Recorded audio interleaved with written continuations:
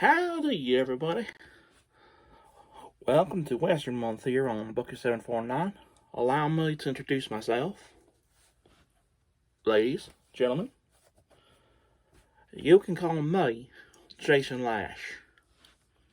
Along with the New Mexico Kid, we're going to be showing up from time to time and taking a look at some of the greatest stuff, maybe some not so great stuff, to come out of the Western genre.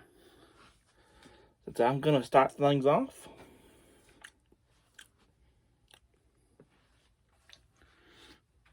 We're going to take a look at a classic comic from the old days of the Old West by Fawcett Publications. Lucille's Lash LaRue Westerns, number 21.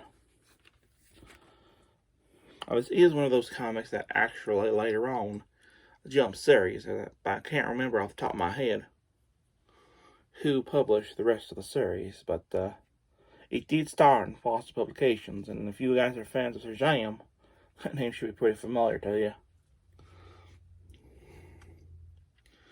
So,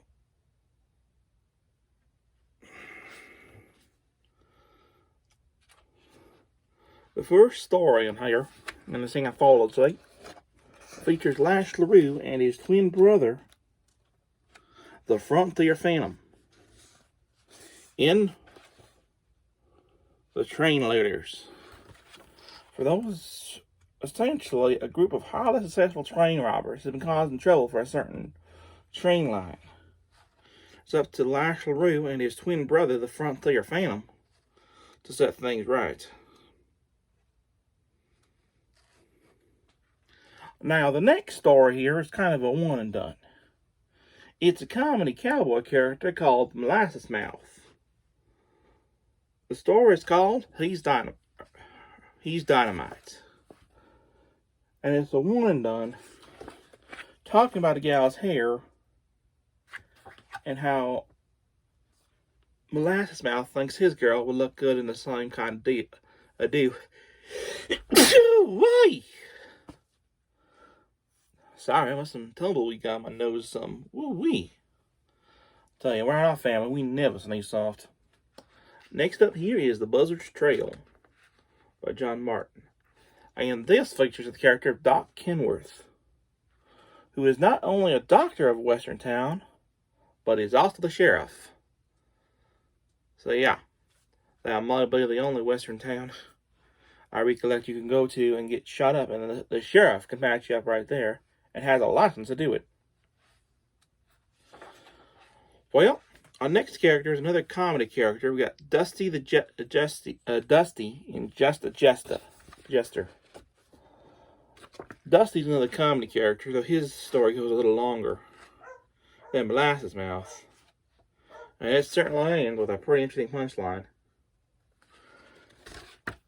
Then we got Mouthful Mary. Her joke primarily is a one-note story about her getting her teeth pulled out and then having an electric stove and a refrigerator put in. Of course, the story is out of context, so the guy who she's talking to thinks she's still talking about her mouth. And if she is, no wonder they call her Mouthful Mary. Ooh, doggies. The last two stories is Wagon Wheel.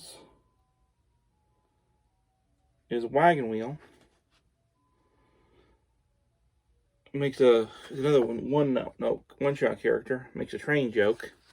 And then our last story is the Frontier Phantom Rides Again, in which the Frontier Phantom is mistaken for his brother Lash LaRue, who in this series is actually a marshal. And they have kidnapped the head of the marshals, the chief, and force the Frontier Phantom to try and steal the mail, thinking he's Lash LaRue. Of course, it all comes to a head, and good triumphs over evil, as it should. Overall, this was a pretty good comic. Well, I admit I ain't quite familiar with Lash LaRue. I still find myself enjoying it. Quite a bit, actually. May have to try and look up some of his movies at some point in the future. But My thoughts overall, I'm pretty sure any issue of Lash LaRue was probably a good jumping on spot, and it's all an anthology story, so all one and done. Can't really recollect I give this a 5 out of 5, but a 4.5 out of 5 is about right. So that was my review of Lash LaRue Western number 21. Let me know what you guys and gals think about in the comments below. And until I see you next time, happy trails, partners.